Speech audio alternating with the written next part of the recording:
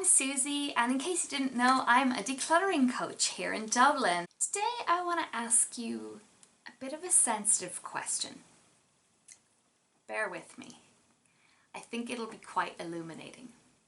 But first, I want to tell you a story from my life that's a little bit embarrassing, but I think it illustrates the point quite well. I wonder, do you have a pair of jeans that you're just your go-to jeans, that you just love them? I have a pair like that. They look good, they're ethically made. Let me show you. They're a pair here that I got in Fresh Cuts clothing. It's in town, it's in ethical shops. They're made with organic cotton, they're fairly produced, they're a lovely sort of slate grey colour. They're so nice I've bought a second pair. Now what makes these even more special is when I bought them, I got the ends taken in and taken up, so they fit my legs perfectly. These are my go-to jeans. I can dress them up, dress them down. I love them. But unfortunately, I've loved them so much that they have an unfortunate hole in them.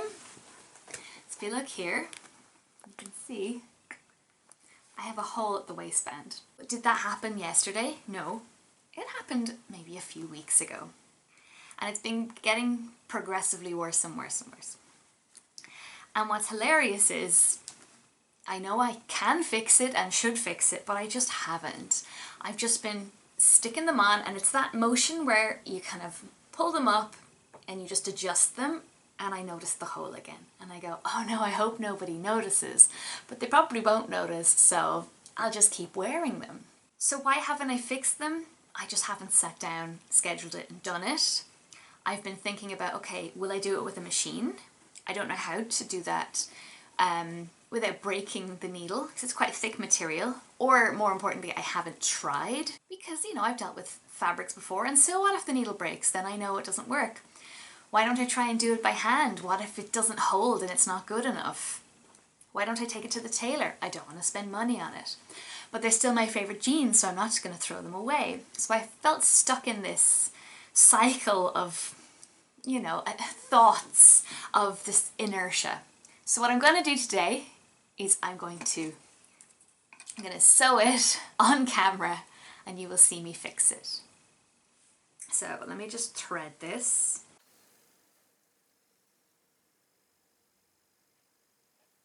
Haha! I did it. Great. So this is going to be a bit rough and ready. I do know how to sew, but I'm going to double up the thread so it's nice and strong. The reason I wanted to talk about my jeans that have a big hole in them, that I have just been wearing with a big hole, which is hilariously embarrassing, but I feel like it's a bit like the way we live our lives at home. You come in from work, you're really tired. You know, sometimes you eat the healthy food, sometimes you just eat whatever's there. You'll have a dirty plate. You might stick it down by the sink instead of cleaning it or dealing with it properly, putting it in the dishwasher. You kind of do half the job. And it means that the next time you come in, you see dishes. You know, you see that paperwork in the corner of your living room, and you're like, oh, I should do that. You kind of get that mental reminder. Yeah, I really should deal with that. And you don't, and you put more stuff on top of the pile. You're busy, you're tired. I get it. I've walked around with a hole in my jeans for the last few weeks. But the thing is, you're not living life to the fullest in that moment. You're coping. You're just kind of getting by. And every time you see that thing that you should do, I will start sewing in a second, every time you see that thing you should do, you feel bad about it. You feel ashamed of it. You feel even more tired just thinking about it. And it's sort of like the task itself becomes bigger than it should be. It doesn't just get done in a few minutes, in an hour, and it's done. It's something that takes up space in your head, takes up space in your room, in your home, and distracts you from life. So my question for you is, are you coping? Like, are you just coping at the moment? That the stuff in your house is something you're going to do someday, and right now everything's okay. It's not the worst, but you're not living life to the full. Your clutter is stopping you from eating healthily because you can't get at anything, you don't know what you have in the cupboards. It's stopping you from inviting people over because you're a little bit embarrassed and you'd have to do so much tidying up. It might stop you from sleeping properly because your room is just really chaotic and you're always running around doing stuff. It's stopping you from spending time with your family because you're just always, always cleaning, always arguing about stuff.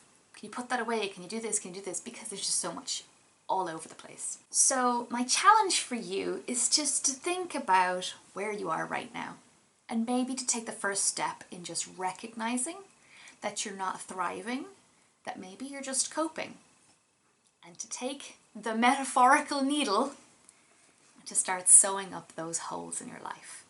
Take a project, define it, get some accountability, maybe put it on the calendar or give yourself, okay, I'm going to have this big reward when I do this annoying task that's been on my list, and get it done and start moving away from coping and into a life that just feels full, that you're proud of, and you're just happy to be living in.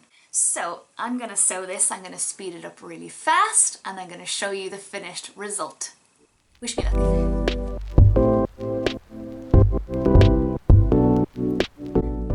I made a mistake and I have to go back. Okay, that happens sometimes.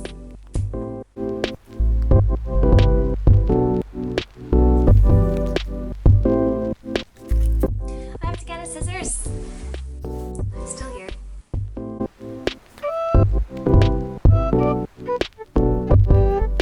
I'm gonna use pins. Let's do this properly.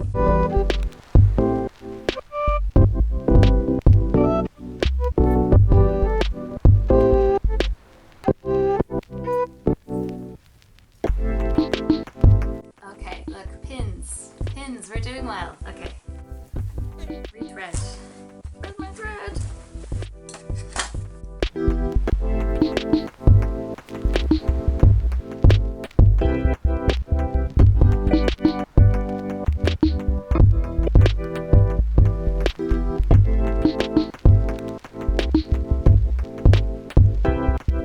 And we're done. Just gonna clean it up a bit. It actually wasn't too bad. I had to go back. But sometimes you just have to get started and you realize you didn't do it right and you have to go back and start again, and that's okay. That's just life.